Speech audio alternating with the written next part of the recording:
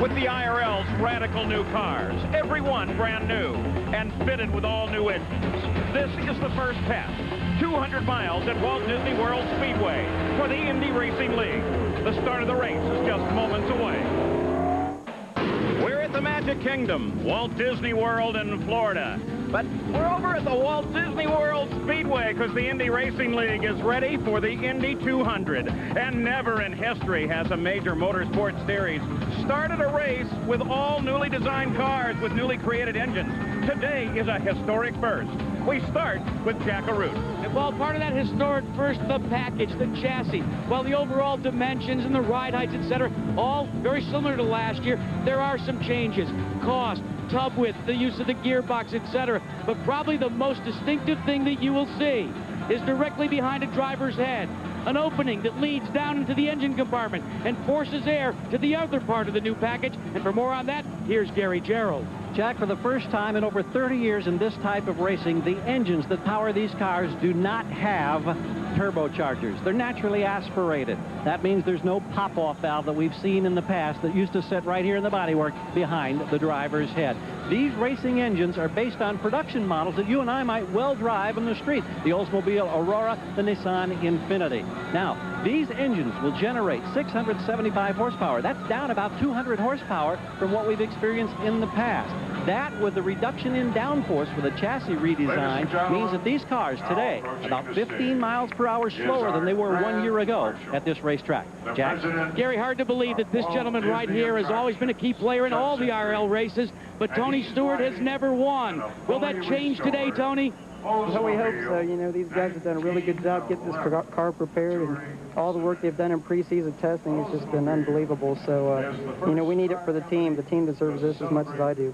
John Menard and the Menard package are gone. They run the same package as everybody else. And there's been other news this week at Walt Disney World Speedway. And for more on that, here's Gary Gerald.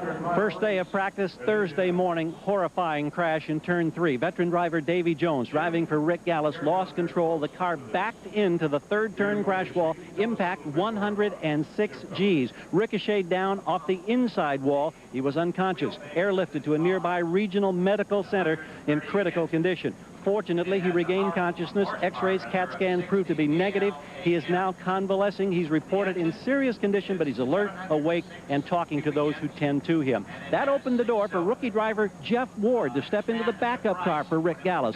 Jeff Ward, with 1 day of preparation, stepped in here, qualified this car 8th. And Jeff, the question for you, as a former motorcycle, many-time national champion, here you are with maybe your best opportunity. How comfortable do you feel for 200 miles? I feel really good, Gary. I mean, the Gallis crew and David Jones have done an excellent job with the car, so it's made my job a lot easier. So now I just have to get out there in race conditions and then bring it home. Jeff Ward, car number 4 from the 4th row, Paul. And Davy Jones, everybody here wishes you well. Now, this is the start of ABC's motor racing coverage for this 1997 year, and it leads you right up to the 81st running of the Indy 500. We're going to have plenty of coverage. And a couple of additions. Joining our IRL coverage team is the Gas Man, the 83 winner of the Indianapolis 500, none other than Tom Sneva. Tom, all of these variables that we have talked about, what's that going to do to the driver's head? Well, it's like Christmas Day for these drivers. Shiny new toys. You rush to put them together. But if you play too hard or wind them too tight, sometimes by the end of the day, they don't work as well. Couple of factors there, the chassis and the engines. What are they most worried about? Actually, the drivers have been real pleased with the chassis. They can anticipate and predict what they're going to do actually before they do it. So they're happy with the chassis. The big question mark is the engines. They just haven't had many miles on the motor, so that's what we need to look for. The track here, 1 mile, 3 turns. It's good.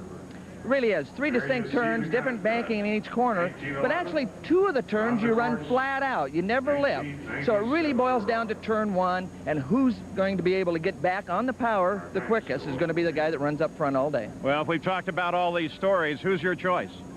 That's a tough one, Paul. You got to look at experience with Lyndike in a good year, but then you got Tony the Tiger, and you've got youth, and you've got a team that has actually had more time with these cars and motors than any other team. So that could be something that we need to follow. Well, enough of the talking. We're ready to go racing. Let's go down to Jack. And Paul, I'm with Mr. Judson Green, who's the president of Walt Disney Attractions. Sir, it's all yours. Gentlemen, Start your engines.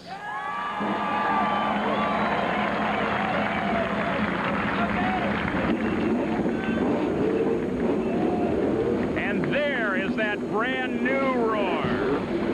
The new normally aspirated engine as they're ready to go. We'll be right back for the start.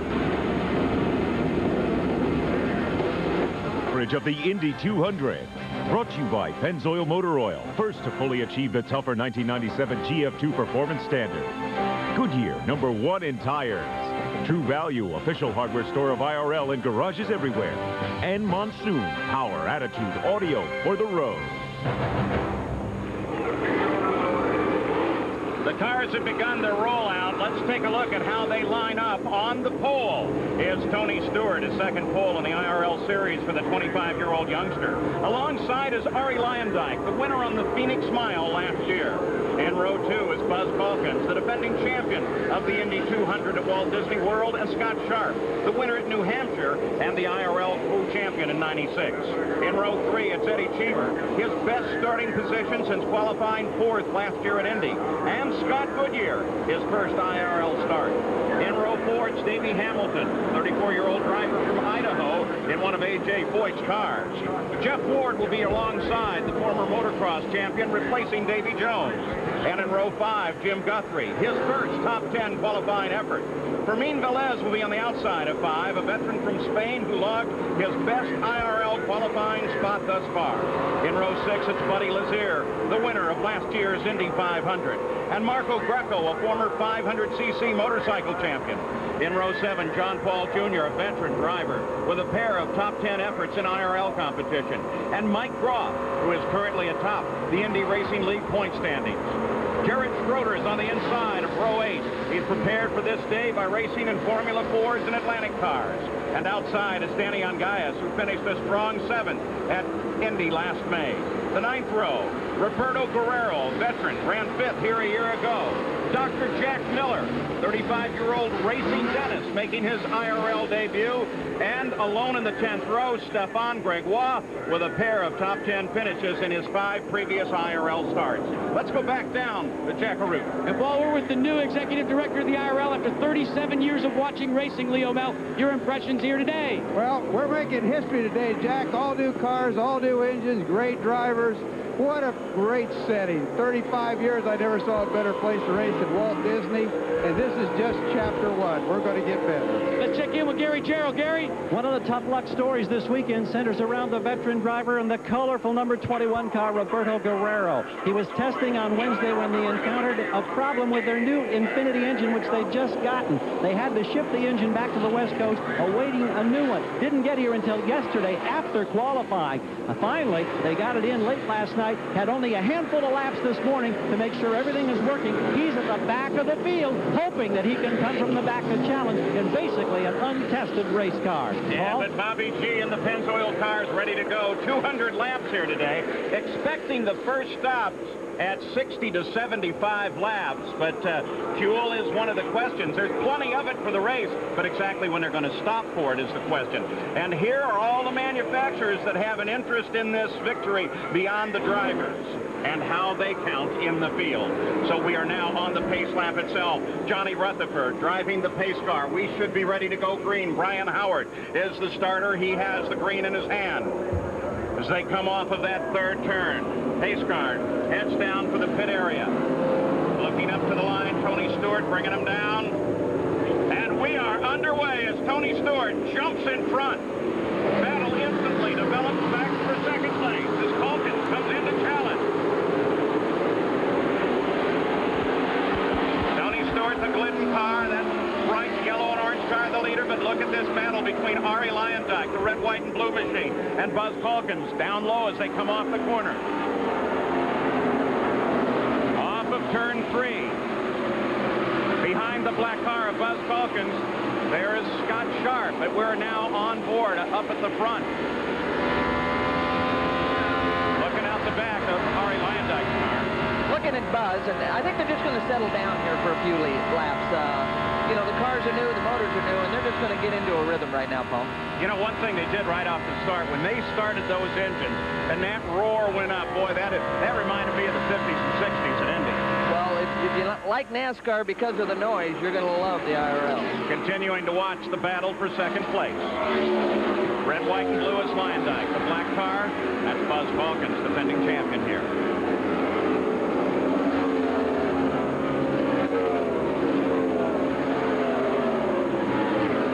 Scott Sharp, the blue and white car, closing in on that battle now. Slightly different line.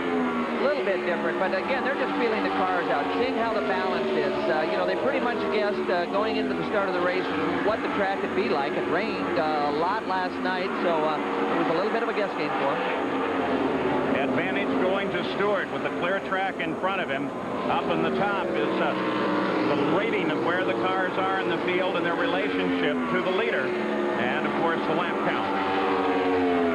You look at it, you'll see that Arie Luyendyk has fallen 3.5 seconds behind the leader, Stewart. So he's charging right away. Well, again, the big question for him is going to be fuel mileage, and right now they're just pacing themselves, getting a feel for it.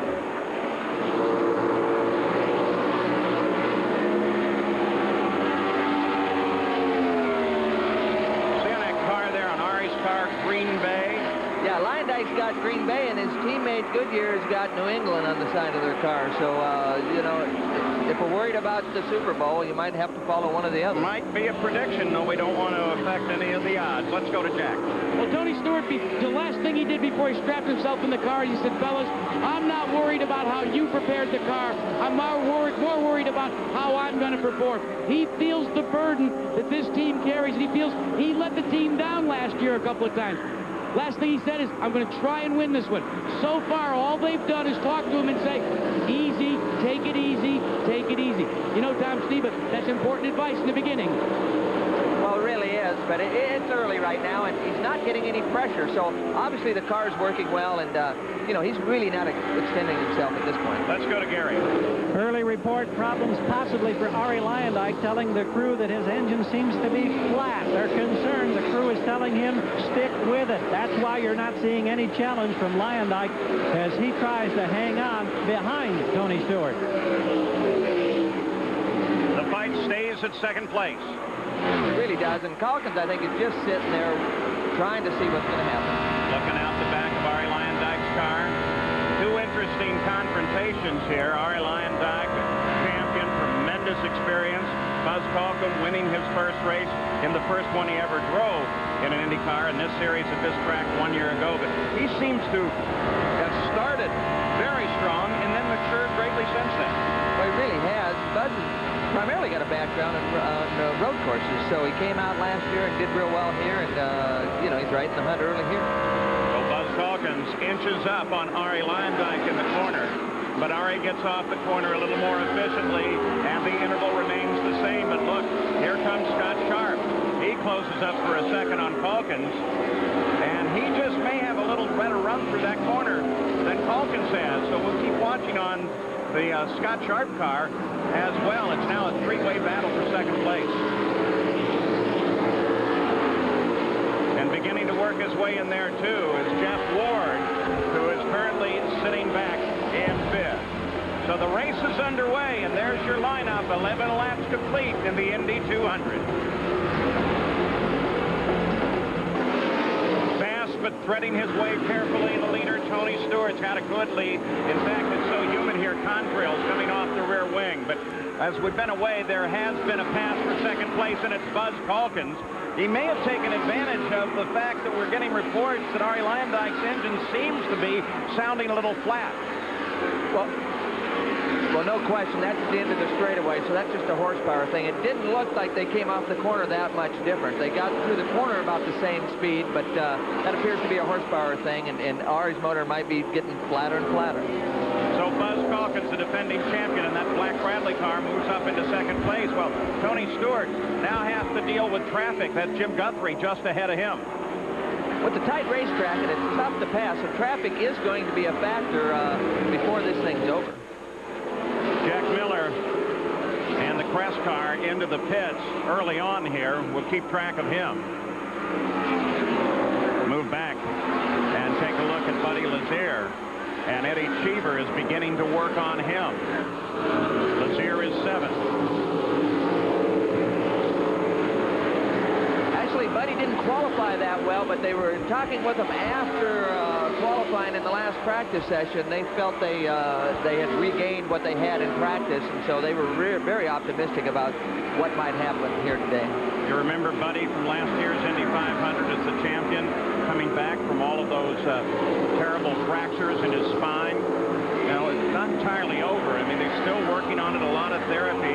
Cheever closing up there. Matter of fact, he had to have surgery back in October. Cheever tries to the inside. Lyondike shuts it down. Eddie's running Lazier shuts it down, excuse me. And Lazier's running a lot later apex getting into turn 2 than Eddie, but Eddie might have saw the traffic that was just ahead of him and was looking for that opening. That, of course, was Roberto Guerrero that they were working around.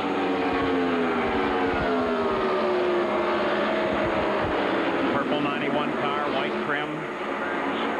Through turn 2 there, a lot of throttle through turn 2 and 3. A little bump right in the middle of 3. I don't know if you can notice it on Lazier's car.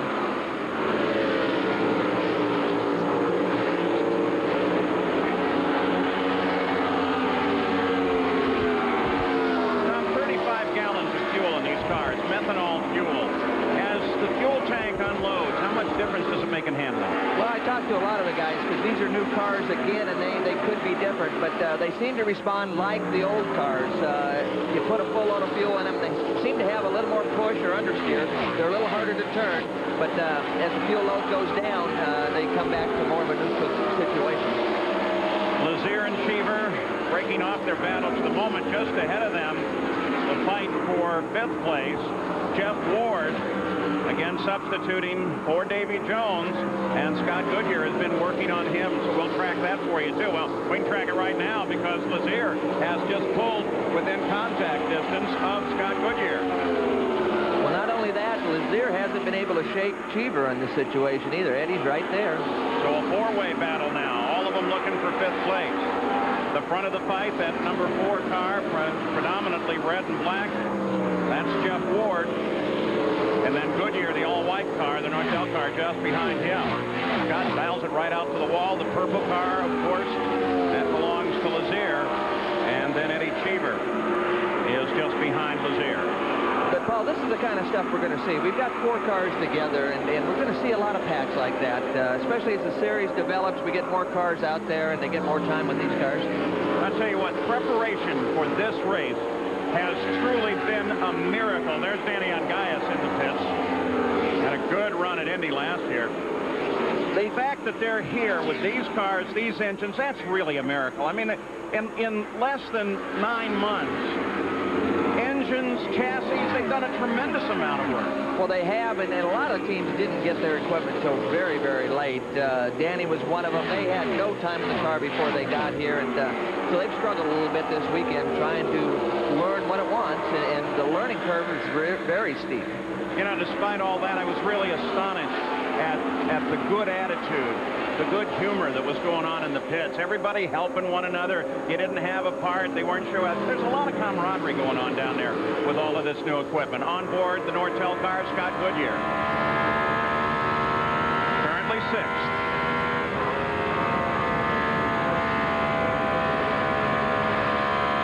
You saw Danny Angayas in. Jackaroo, what's going on there? They are not sure what the problem was, Paul Page. The crew scrambled over the Chitwood team. It's a brand new team. The report was excessive smoke. Whenever you take a brand new engine combination, you might have some fittings loose. Yep.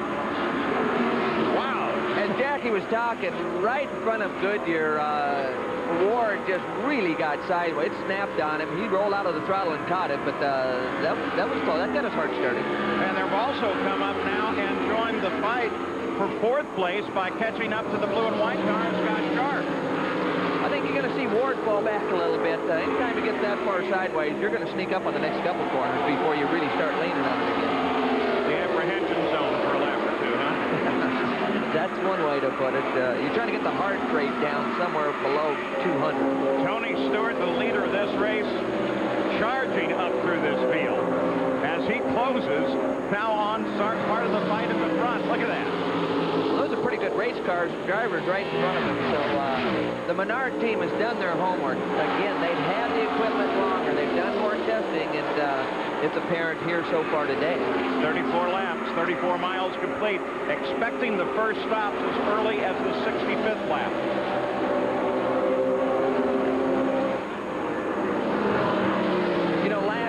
The Menard team had a different motor combination that a lot of people thought had more horsepower, and they thought that was their advantage. But here on this mile at Disney World, it's a handling track, and right now Tony can do about anything he wants, and it really makes the driver look sterling when the car works that well.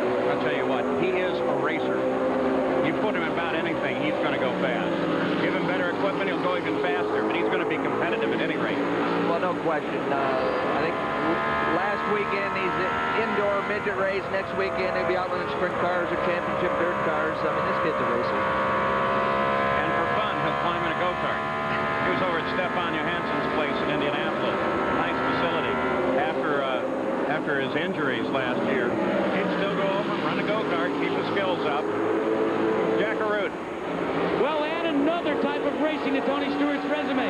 Just last week, guys, he went with his car owner, John Menard, up to the ice of Wisconsin, and they went ice racing. I asked Tony how it went, and he said, I'm lucky I still have a ride. Sounds like he might have had some body damage on that ice vehicle.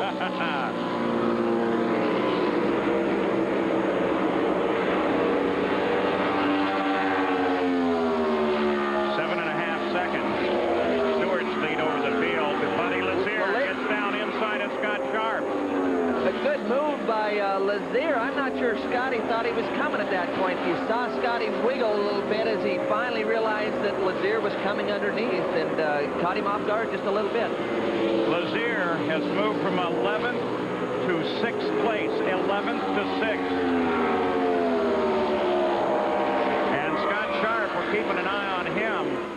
At the same time, we need to report that the 18 car of John Paul Jr. has just received the black flag. They're going to bring him in. He's been sprained, they think. They want to take a look at the back of the car, make sure the track stays safe. And there's Sharp. Boy, he's slowing down big time as Jeff Ward comes inside that black and red number 4. Got Sharp the blue and the white number 1. Let's go to Jack. Well, Paul, let me tell you about Scott Sharp. Tom Stevie, you said the car wiggled a little bit. Well, that is because it's gone very, very loose on Scott Sharp. All A.J. Foyt could tell Sharp on the radio is try to bring it to the first pit stop. Just back out of it as much as you need. We just don't want to lose track position right now.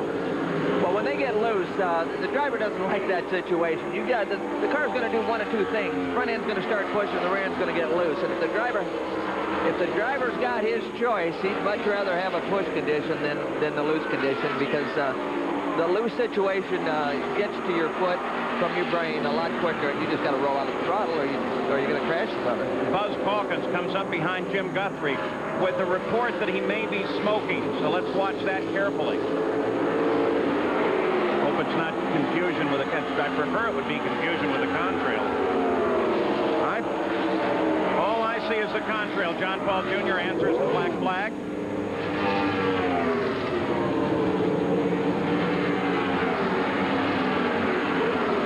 Sure, that's a routine stop for John Paul. They were excited about adjustments they made after qualifying, so obviously some kind of problem.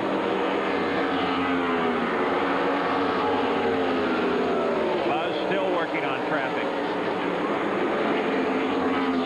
Now, Tom, you were the master of the miles. I want to talk to you a little bit about. Oh, there's a spray. That's smoking. That's not a contrail.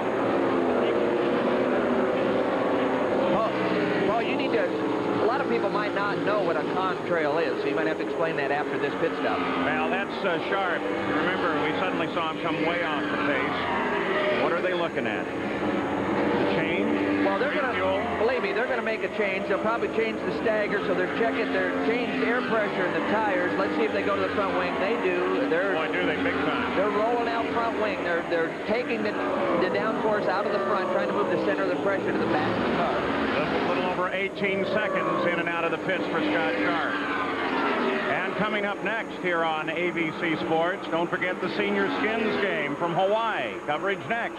Jack Nicklaus, Lee Trevino, Hale Irwin, and the three-time winner and defending champion Raymond Floyd. First 9 holes he played today, second 9 holes tomorrow. I don't know, from the blimp view, you can see the lake in the middle in the shape of the Mickey Mouse ears. You know, this Disney group is really getting into this racing. They actually have Nomex Mickey Mouse ears here, so you don't find those everywhere. But you buy yourself a pair? Gary, what's the story on John Paul?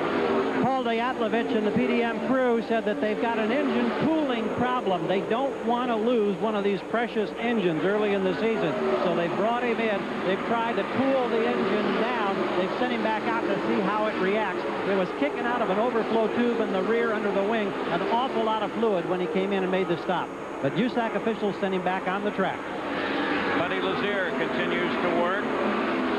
John Paul was in the pits well over a minute, but that team, the PDM team, they've been helping out about everybody. It's been kind of the team that you went to if you wanted to pass a rookie test.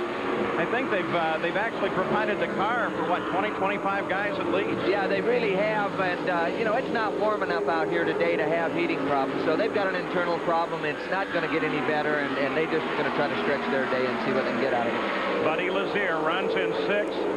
And he takes a look at Scott Goodyear just ahead. You're on board there with Jeff Ward. There's the leader from the green flag, Stewart.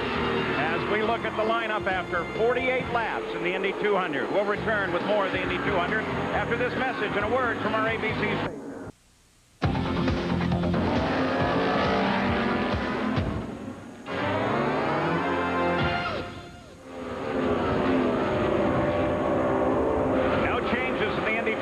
Tony Stewart's the leader still, but Jackie's expected in the pit shortly.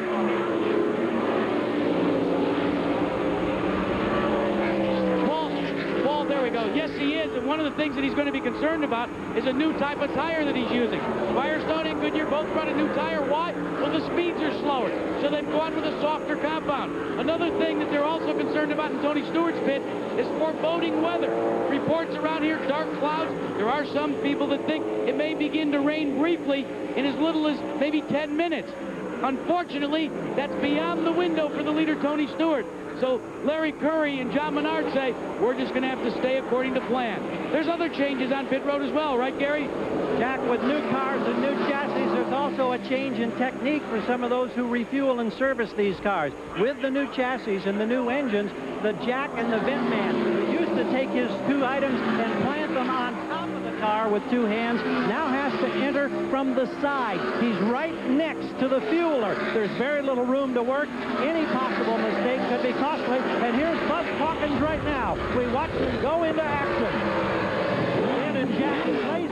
Fuel hose there. Fresh tires going on all the way around. The Hawkins crew reports everything has been good here in the early going as they get their new first pit stop with new equipment. It appears to be successful, and he's gone. Good pit stop for Buzz. You know, Gary, like you say, it's a different position, but I think it's actually going to be easier for that guy to do his job with the vent and the air jack going in the side like that. Now remember, though, Buzz was the one they were worried about smoking in the back of the car. I didn't see anything obvious. Didn't see any blowback. I saw a little discoloration from the exhaust. Well, we didn't even see any officials that concerned about it, so it might have been some of that vapor trail. Leader's coming in. Tony's coming down pit lane. Tony Stewart makes the turn in and heads for Jackaroo. 80-mile-an-hour speed limit on pit road. They're coming down into the pits. Tony Stewart talking to his team. Now the question is, will they make any changes? According to Larry Curry, his answer was, why? We're running so well. Yeah. All they're going to do is take on the 4 tires, take on the fuel. Now remember, it's 35 gallons instead of the old 40, so it should be a little faster stop. He's having trouble getting it back into gear. He had a little bit of trouble getting it back into gear, but it was still 17.4 seconds. Paul, he could have been out 15. Yeah, but, you know, why rush it? When you're that fast on the racetrack, why take a chance of making a mistake in the pits? And you were right, Jack. No need for changes. When you're that quick on the racetrack, you don't have to get too fancy. I was going to be real surprised if I saw him go for a wing adjustment. One of the concerns the crews have expressed is the gearbox. Remember, it's the pattern, the H-pattern gearbox, and they've all been working on them because they think they're a little more brittle than they like them to be, so I think everybody's trying to do what they can. Well, I don't know about brittle. Some of the concern has been how heavy that gearbox is. It's a 6-speed, and they're not real happy right yet with the gear selection situation, so they've been real concerned about that, but so far, no problem. Buddy Lazier has been in the pits. 22-second stop. Eddie Cheever in for 17. Jackaroo. Updating you on Tony Stewart. As soon as he went back out with a full load of fuel, you were talking about that 6-speed gearbox. Tom Sneva, John Menard, and Larry Curley both got on the radio and said, go to the lower gear. Tell people what that means. Well, I'm not sure what that means. It looked like to me Stewart stretched his segment of that race about as long as anybody, but why you'd go to a lower gear, I don't see. They must not need to conserve fuel. They have plenty of fuel, I guess is what they're saying.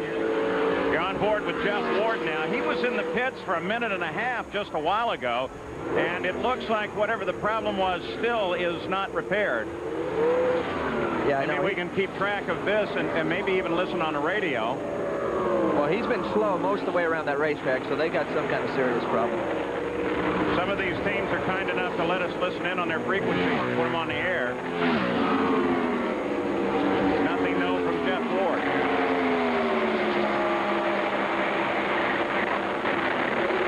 So it's Stewart, Hawkins, Lyondike.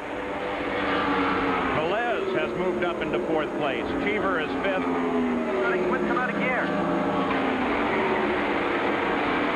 That's Jeff Ward you were hearing. Going into 1, then it wouldn't go back into any gear. So he's having a problem getting it back in gear. There's your lineup. 67 miles complete in the Indy 200. Tomorrow night on ABC starts with Lois and Clark and America's Funniest Home Videos. And then check out our air attack in Hijack, Flight 285 on the Sunday night movie. That's all tomorrow night here on ABC. Well, Tony Stewart's still the leader, almost a full lap ahead of everyone else. Buzz Calkins is second, then Ari Lyondike. And we got another smoker down there, but let's go to Jackaroo. Well, we reported about the problems that Roberto Guerrero and the Pennzoil Pagan people had getting an engine. They got one in. Fuel pressure problems put you out of this race, Roberto. But your impressions under race conditions of this new package? Well, the racing from the other guys, they seem to be going great. Unfortunately, we weren't in it at all, which I guess it was too much, expecting a lot more. The car wasn't working very well at all, and eventually it was a fuel pump that put us out of the race. So hopefully we'll be ready for Phoenix. Paul? You see Buzz Calkins throwing some smoke again. Tom, you have any idea? No, I don't. It's obviously not a turbocharger because they don't have those, but it's more than a vapor trail, and it looks like it's just when he rolls out of the throttle, he gets a little puff of smoke out of that mother. So Buzz Calkins continues to fight his problem. Average speed thus far, no yellows thus far, 140.3 miles an hour. Part of the intent of the Indy Racing League is to slow the cars down a bit, bring the cost down, make them manageable as automobiles, because everybody knows, racing knows, that speed doesn't necessarily make great racing. Stewart is the leader. Buzz Calkins, we're watching that big puff of smoke again, is in 2nd place. Yeah, you see it going into 1, because that's really when they have to get out of the throttle. And turns 2 and 3 without traffic, you're really not getting out of the throttle, so we don't see it as much. Ari Lyondike keeping an eye on Calkins from 3rd place. I don't know if you can see that vapor trail right in the rear wing on those things. Indicate, oh, that's more vapor trail. Worse and worse and worse. But as the weather gets cooler, now that the front's coming in, the aerodynamics off the car is more visible to the spectator. Keeping an eye now on Tony Stewart, because the word was he was smoking a little bit as well. Just getting under Danny and guys there. Danny saw him and let him by easily, so no problem there.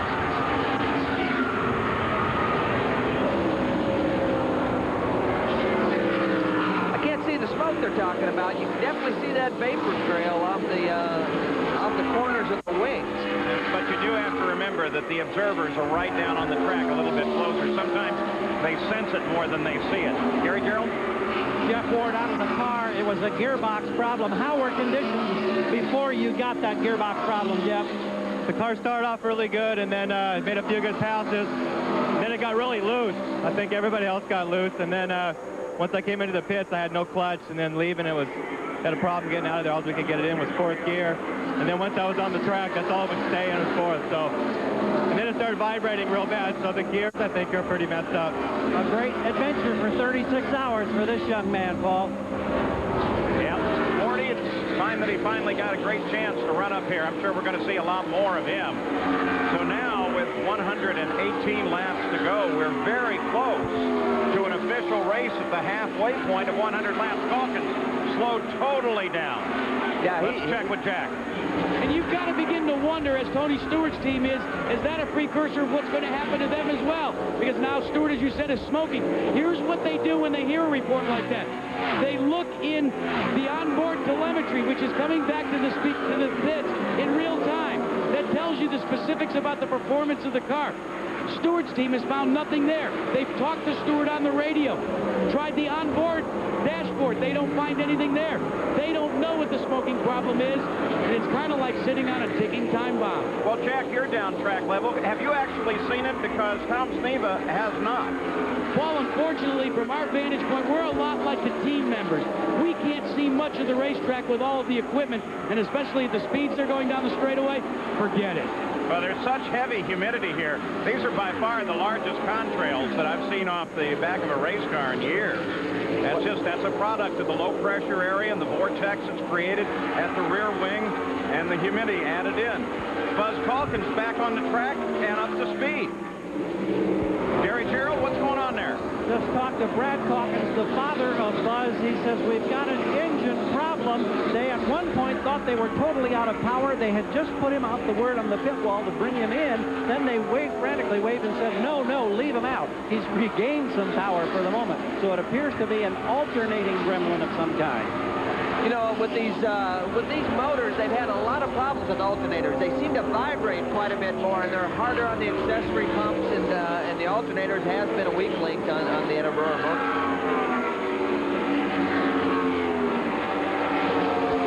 Well, now, race control, who has been watching this and talking to their observers, they have now said that pretty much everything we're seeing is a contrail, with the exception of Buzz Calkins.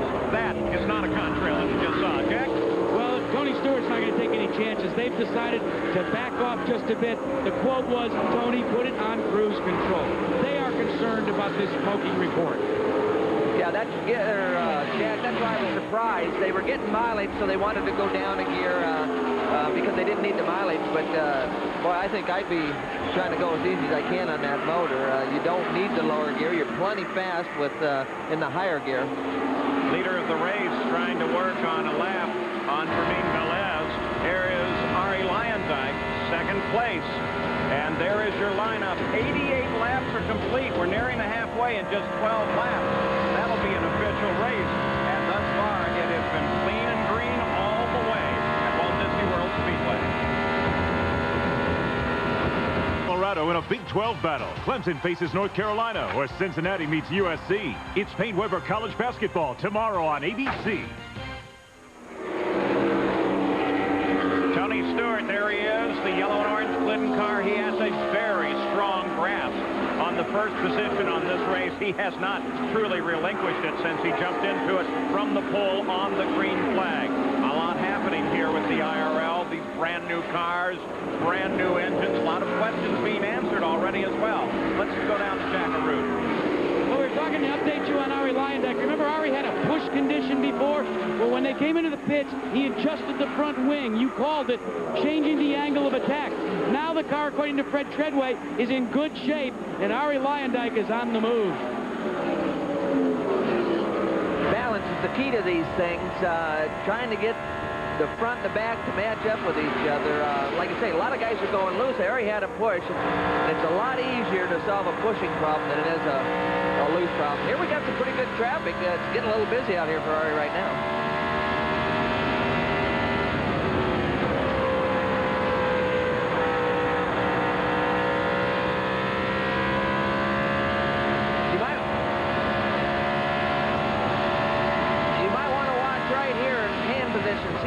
Ari's turning that wheel as he's trying to get through this traffic. Obviously, we got trouble right in trouble front. ahead of him, and he dodges off. And Ari's in trouble. Can he keep it? No, he can't keep it off the fence. Well, that's too bad. Somebody gets in trouble. The heavy traffic right in front of him. Somebody gets in trouble. He rolled out of the throttle, and when he did, the back end got loose. Yeah, but when you get off on that grass, it goes faster. And there was what I think that's the car that originally got sideways and caused the problem. A rookie to the series, Garrett Schroeder, comes out of Ford's and Atlantic. It looked like a white car lit up first. We'll go back and take a look at it. Obviously, Ari's okay. Yeah, Ari hit it real slow and easy, so... This is looking from the wall cam. Let's see what that first white car... Well, there's Garrett sideways right in the middle of the corner, all by himself. He's not in traffic. He's leading that traffic, and the car just jumped sideways on him. And so once he catches the wall, pretty good bash on the back end.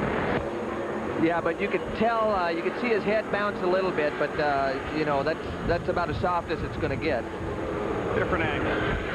Well, there's Ari right down through the middle of the guys. Ari is saying, get me out of here. I'm not so sure it was the best move.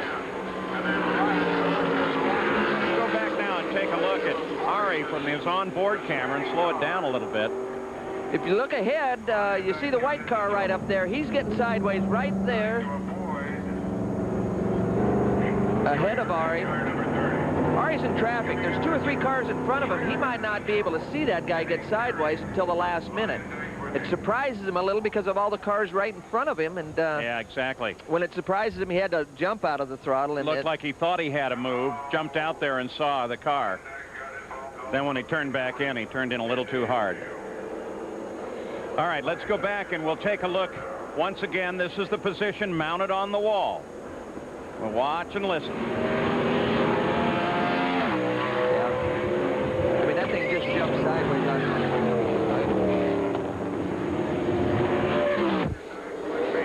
Everybody else gets through pretty cleanly there. Yeah, they got through clean because they had a better view of it at that point. And Ari was hit in traffic, and it surprised him. So we're at a point where it is an official race. The 101st lap has just complete. We'll keep track of both Jarrett and, of course, Ari Leindeck. We think Ari's fine. We'll wait for an update on Jarrett. We'll return with more of the Indy 500 after this message and a word from our ABC stations. 5 and 10 on ABC 7 News.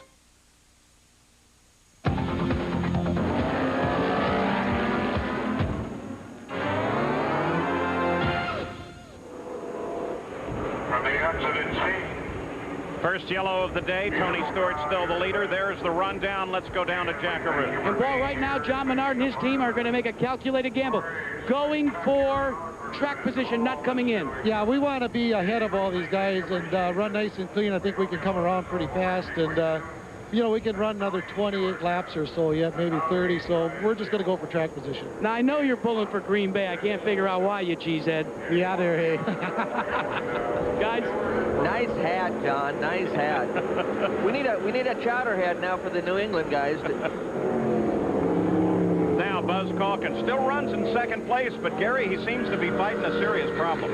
He was in the first pit box, and as soon as they came to yellow when they opened the pits, he ducked in 14.3 seconds. Routine service. There was no oil at the back of the car, and the crew was delighted to find that out. As to whether or not they pinpointed that gremlin, I don't know that they have. We will try to check on that as we get ready to go green. As the skies darken here, too, from time to time, you will see a flash of flame at the back of Calkins' car. Perhaps the others, part of the product of the normally aspirated engine. You jump out of the throttle, little fuel gets sucked through there, and you got a nice flame. Well, no turbocharger to hide that rich fuel mixture. Here we come, Paul. Stewart comes back up to seat, gets a good jump on the field. By the way, for those of you keeping track, it is the Indy 200 at Walt Disney World. I'm just looking ahead to the 81st running of the Indy 500. Oh, no, it's combination good race car, but he also got a great restart. Here's the fight. Well, that's Calkins and Sharp there in the black and the white and blue car. And Sharp is off the pace. He's back a lap in 6th place.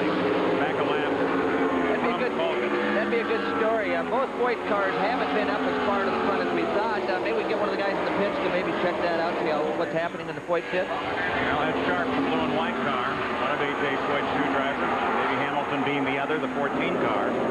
Well, and it's back there about 4 positions back in the red and white car, the 14 car. In the running order up at the top of the screen, plus the interval back from the leader. And the lap's complete.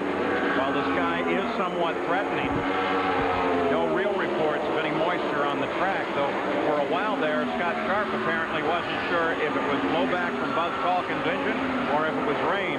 He apparently asked that question on the radio a couple of times.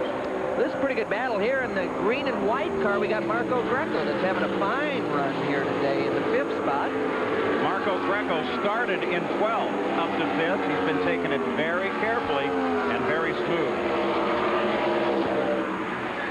Let's go down to the pits, Gary Gerald. Oh, you talk about new cars, new engines. How about a new face wanting to drive one of these new cars? Greg LeMond, former Tour de France cycling champion, has started his racing career yesterday in the Formula 2000 series. Had some qualifying problems, but from 32nd, you moved up to finish 20th. What was that first experience like? Well, I came here in practice in December and ended up having some really good test times. And I came into this race hoping to do a little bit better, but my car wasn't right on practice day, and after 20 minutes, I put it in the wall, so I really didn't have much practice. I went into qualifying and lost control of the back end again. Found out the shock wasn't working properly in the right rear, and they finally got it right, but I qualified 33rd and ended up going up to 31st, ended up 20th, but the car was a world of difference when the mechanics got it right. It was perfect. It was a great experience. It sounds like you're hooked on this four-wheel business. Pardon? Sounds like you're hooked on this four-wheel business. Oh, this is great. These ovals are really impressive. I have a tremendous amount of respect for these guys out here right now. It's so much more physical than I ever anticipated. The concentration just has to be right on, or else you bite it. The greatest cyclist this country's ever known, now racing with four wheels. Yeah, I'll bet he likes any kind of racing where he doesn't have to pedal all the time, has something else doing the pedaling for him. Well, you've seen those legs. If he could incorporate those as part of the horsepower package, he'd ever made. Marco Greco, nice story. He's been working at the Indy cars for a number of years, trying to get good rides. May have one now. Certainly showing with this run here today the skill that he does possess. Well, he's got a real veteran in the pits trying to coach him on. Dick Simon's there and, you know, doing a nice job today. 7th at New Hampshire last year. Las Vegas, he was 9th. Today he runs 5th. You ask about the A.J. Voigt cars, Jack Root's there. And A.J. is taking control right now. He's trying to call on a pit stop for Scott Sharp. It looks like there may be a continuing problem. Now, you wanted to know, Tom, they have been battling for Scott Sharp and Davey Hamilton a very loose condition throughout the course of the race. But now, he's a lot taller than I am right now. A.J., what's the problem? All kind of problems right now, Jay. We got all kind. He's working with 2 radios, and Tom, you know that's difficult, even in the best of circumstances. We'll stay here and give you an update. Classic A.J. Voigt. We got all kinds of problems. But for Voigt working 2 radios, he's always full of double talk. He'll be able to handle that. Buddy Lazier moving up on Scott Sharp. That is a battle for 6th place. A.J. stopped both of his cars under the yellow, brought him into the pits. As he works with both of them, Buddy Lazier, the purple 91 Delta car. Delta Faucet, the sponsor there, as he comes up on the Caseco car of Scott Sharp, the blue and white car just ahead. And let's go back to Jack. Okay, here's the problem on Scott Sharp's car. There is a vibration somewhere in the car. Right now, what A.J. and his crew is trying to do by way of radio, Tom, is try and reason their way through it. And then, if all else fails, they'll bring him onto pit road. Well, it's a lot easier from the pits than it is from the cockpit, I'll tell you. Scott's got his hands full. You got a vibration. With new motors and new cars, you're not sure where it's coming from. But he's hanging in there, and he's keeping Lazier at bay, so can't be that bad. Now, stay out there while we think about it. Yeah, that's always a good feeling. Your knuckles are, the blood has stopped flowing through your knuckles. The car's so ill handling at that point.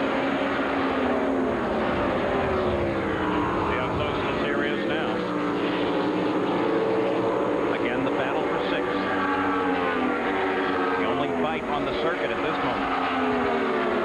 Skies still threatening, but no rain.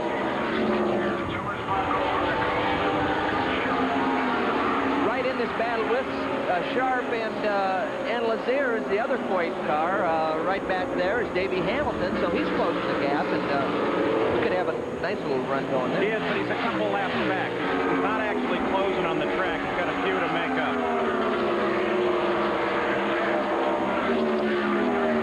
This is what we're going to see a lot more of. We got the two different engines battling each other right there. Lazier with the Infinity and Sharp just ahead with the Aurora motor. Looking forward to a lot more battles of that coming. Gary Gerald.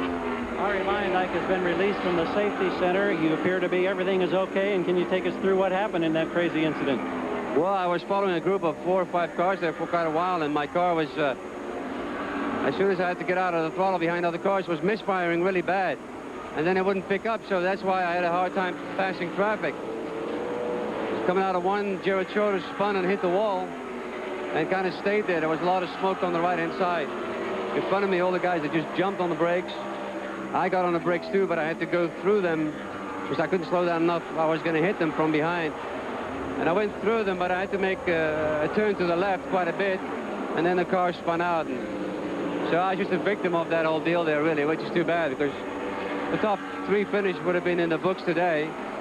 But my biggest problem was a misfire, and especially in traffic. On my own, I was okay, but behind another car, we really had a lot of trouble. Another 6 weeks from now, as you get ready for the second event at Phoenix, I think everybody's going to feel a lot more comfortable as you evaluate these new cars and chassis. Well, for sure. I think so far, though, a lot of cars are running pretty good nonetheless, and that's quite promising. So, of course, I'm not too happy about today because it would have been nice to finish the race for once for Threadway Racing. All right, thanks, Ari. Jack? Gary, let's put an end to the story about Scott Sharp. A.J. Foyt, Tom Stephen, just radioed to Scott. Don't worry about it, jitterbug. All it is a problem with the tire. How'd you like to hear that in your helmet? Yeah, that's just what you want to hear. The tires are what's putting you to the racetrack, and a little problem with the tire at 180 miles an hour is a little more serious for the driver than it is for the chief mechanic or owner that's sitting on the pit wall. So the fight continues in 6th place. Sharp and Lazier, the blue and white car, the purple car, with the leader coming up behind and still working his way through this field. Because of the way the sky's overcast here, the Goodyear blimp had to take off on us. Hopefully they'll come back. We had the Stars and Stripes overhead for a while. You got some very good views of this racetrack from Stars and Stripes. Hopefully Goodyear will get her back as soon as the clouds go up. I don't think they want her up there with the cloud down on the deck like it is now, and we don't want the clouds down on the deck if they've got any rain, but so far we have held off from that. It is well beyond an official race. 128 laps into the record book for the leader of the race, and that is, of course, Stewart.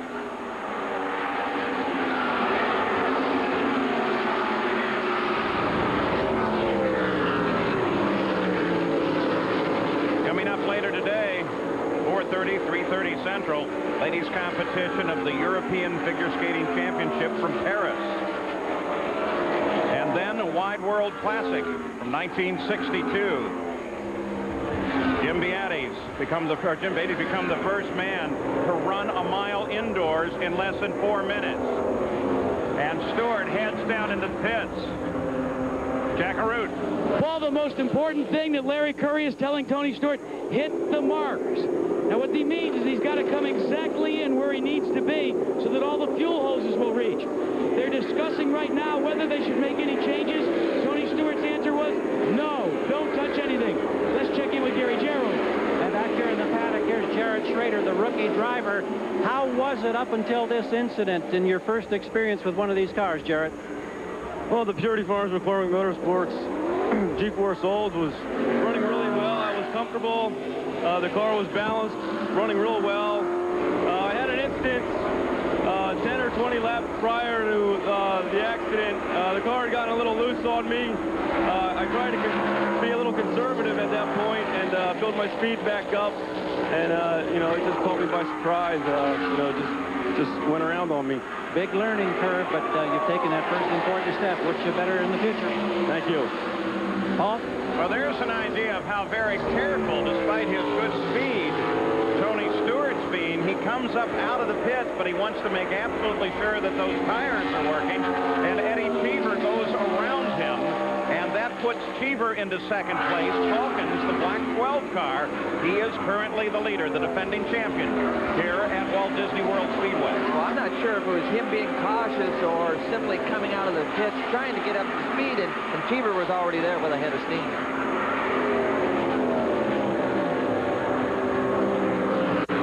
This is the first lap that Buzz has led in IRL competition since he won here a year ago.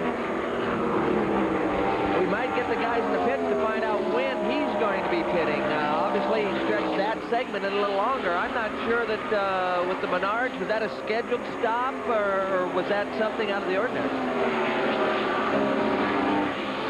So Calkins takes the lead, relinquishes Cheever.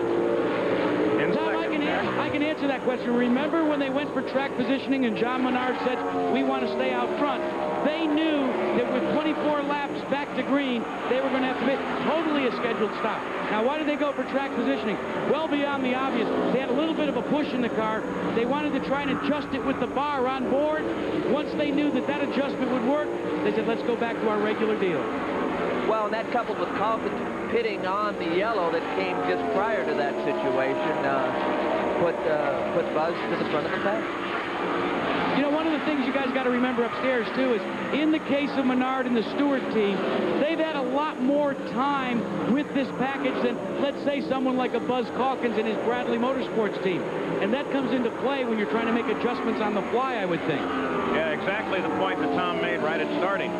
By the way, of the engine battles, of course, most of them are the Aurora engine here. 3 have been Infinities, and of those 3 Infinities, only that of Roberto Guerrero is out of competition. Mike Groff, driving for Jonathan Bird, is still out there, as is Buddy Lazier. Lazier runs in 4th place, and Groff runs in 7th.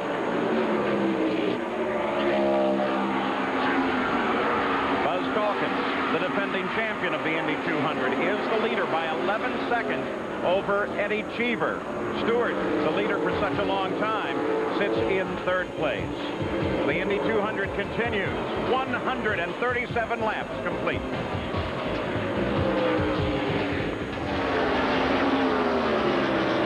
Well, Tony Stewart, the bright yellow and orange Glidden car. Calkins, there's the leader. Serious smoke now, and he's pulled down on the pit road. That will give the lead of the race over to the man who just assumed second, which was Tony Stewart. He came around the first plus car of Eddie Cheever and set sights on Calkins, just as Calkins had a big show of smoke at the back of the car and headed into the pit. Stewart's in trouble. Stewart's in trouble as he slides across the line at the start-finish. It looked like he may have brushed the wall, but he may not have hit it hard. It's got a wheel way down in the back, tire down. Tire down, right here. He's got that tire down. He was lucky to not get any worse trouble than that, but is that some of the oil out of Calkins' car? Can we check that out? You have to wonder that. Now he's going to try to limp around. Jackaroot? Absolutely. What it was, a tire went down. In the split second after the tire went down, Tony was on the radio telling his crew that that's all that's wrong with the car. They're going to bring it on a pit road and change that tire. With these engines the way they are, and Calkins having what looks to be an engine expire, he could have run through some pieces. Well, that's the problem with the naturally aspirated motor. When it goes away, parts and pieces can fall on the racetrack. So it might not have been the oil, but it could have been debris from Calkins' car. Both right side tires flattened as Tony Stewart tries to limp back to the pits. Let's look at it, Tom. Well, he's just coming off the corner, he loses it right in the middle. So the air was going down.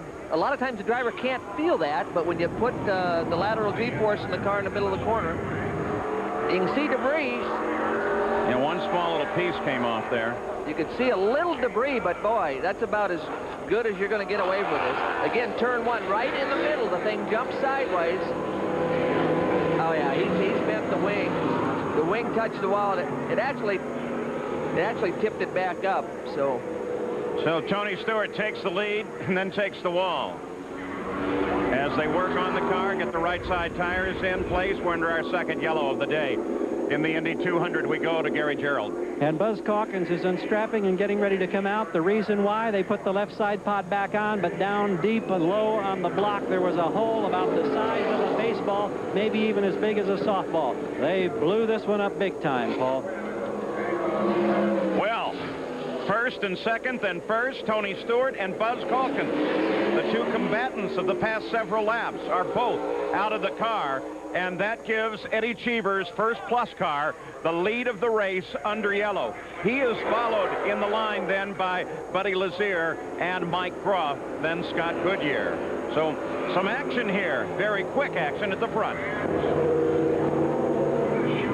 Here's the story of the last few moments with Tony Stewart's car up there on top, Buzz Calkins down below, battling for the lead, both of them, and then both of them suffering ills. Calkins' engines let go. In fact, Stewart may have become a product of that engine explosion, and his car comes into the pits after brushing the wall. Jack Arute. A tough break for Tony Stewart. It was finally an oil leak, not the flat tire that put him out. You wanted to win this one so badly for your crew, and now it's beginning to rain. When you had the tire go flat, what went through your mind? Well, they said we had an oil leak. They said there's some oil in the inside of the body on the right rear. So we had a test crash the same way. We spun in 3 over there, and I was getting oil pressure alarms, so that makes sense that that's what happened. But I mean, what luck. I mean, all we had to do was make it about another 5 laps, and we'd have won this thing. It's just par for the course so far. This way last year went for us, and these guys are the best crew. They prepare the best car on the racetrack, and again, they've proved it again, and it's just, we fell short again. Well, his day will come, and who knows, it may be at Phoenix or maybe even at Indianapolis. It's really starting to come down now. Yeah, Brian Howard has extended the red flag at the start-finish line. Gary Gerald.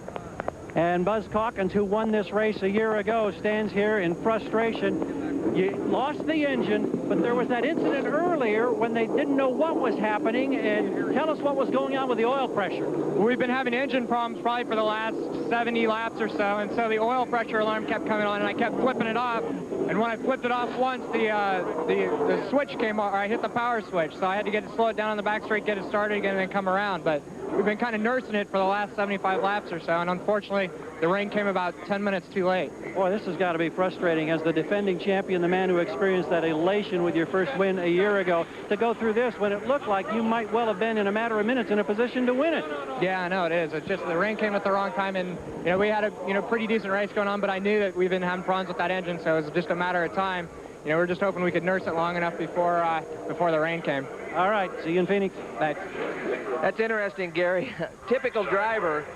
If he's got oil pressure problems, what's he try to do? Just flip the gauge off so you don't really see it. So you don't know it's there. Well, the rain is just pouring here. If they call the race, and they certainly can with 151 laps complete, then Eddie Cheever will take his first victory in the Indy Racing League. But how close for both Buzz Calkins and Tony Stewart. If either one could have hung on 2 more laps, another 40 seconds or so, they could have had the win in this race. So there's Eddie Cheever climbing out, and I'm sure there's a big smile under that helmet, because he senses that this rain is a deluge, and he probably will be declared the winner, but that hasn't happened yet. We'll see. So Eddie Cheever climbs out as the leader. The race is still on. We'll return with more of the Indy 200 after this message and a word from our ABC stations.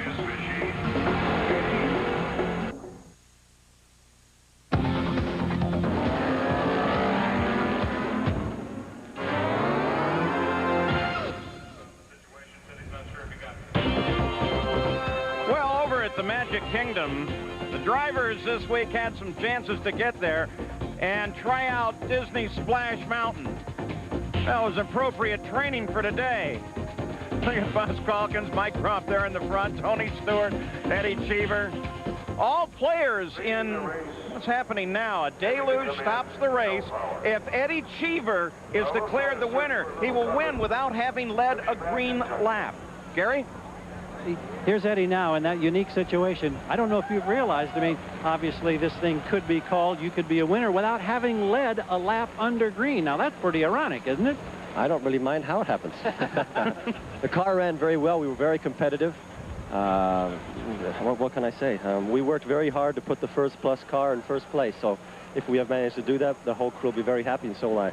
What was the game plan going in with everybody on this fresh page with new engines, new chassis, and not much development time? Well, we had very little development time since we only had 2 engines, but My plan, or the plan that the engineers developed, was to run the car very conservatively, put a lot of push into the car. In the beginning of the race, I had a car that was almost impossible to turn. It was just going straight on everywhere.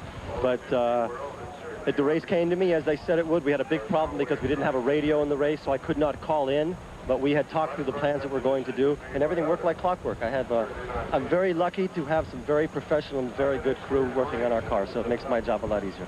Now, what's this next who knows how long going to be like until you get an official determination if this race is called, or in fact you've got to go back out and race? Let's go race. I'm ready right now. Paul? Not right.